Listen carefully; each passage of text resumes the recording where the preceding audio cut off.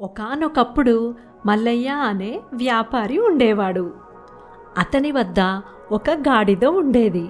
ఆ గాడిద మీద సరుకులు వేసుకొని పక్క ఊరు తీసుకెళ్ళి అమ్మేవాడు. ఆ గాడిదకు మహా బద్ధకం. పని ఎలా తప్పించుకోవాలా అని చూసేది.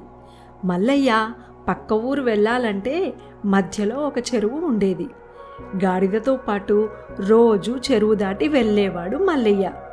ఒకరోజు పక్క ఊళ్ళో ఉప్పు అమ్మడానికి గాడిద మీద ఉప్పు మూట వేసుకొని బయలుదేరాడు మల్లయ్య. బద్ధకస్తురాలైన గాడిద ఉప్పు మూట మోయలేక రొప్పుతూ నడిచింది. చెరువు దాటుతుండగా కాలు జారి నీళ్లల్లో పడిపోయింది. అప్పుడు గాడిద మీద ఉన్న ఉప్పు నీళ్లల్లో కరిగి మూట బరువు తగ్గిపోయింది. మూట బరువు తగ్గి నడవడానికి హాయిగా అనిపించింది గాడిదకి. ఇదేదో బాగుంది అనుకుంది గాడిద. రోజు అలాగే కావాలనే నీళ్ళల్లో పడి ఉప్పు కరిగాక మూట బరువు తగ్గి హాయిగా నడిచేది గాడిద. గాడిద ఇలా చేయడం వల్ల ఉప్పు కరిగిపోయి మల్లయ్యకు నష్టం వచ్చేది. గాడిద ఉపాయం మల్లయ్యకు అర్థమైంది. ఎలాగైనా గాడిదకు బుద్ధి చెప్పాలనుకున్నాడు మల్లయ్య.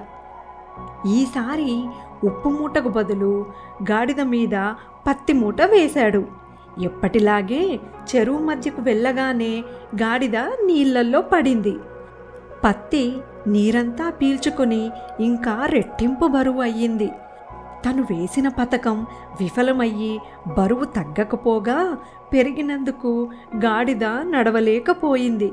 ఇంకోసారి నీళ్ళల్లో పడితే తనకే నష్టమని అర్థం చేసుకొని బుద్ధిగా నడుచుకుంది గాడిద.